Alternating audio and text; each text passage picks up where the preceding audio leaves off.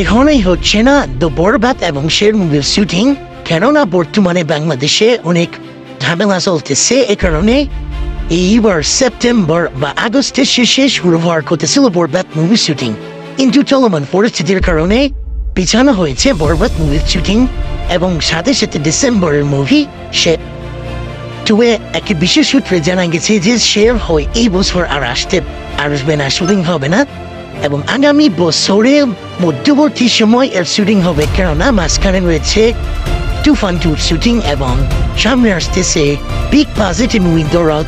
তো আজকের ভিডিওটি এ পর্যন্তই, ধন্যবাদ পুরো ভিডিওটি দেখার জন্য। এবং আপনাদেরকে একটি খবর দিয়ে দিচ্ছি যে বরবাদ মুভি শুটিং মুম্বাই হবে এবং বিগ পজিটিভ সেটা মুম্বাই শুটিং হবে এবং বেশিরভাগ শুটিং ভারতে হবে।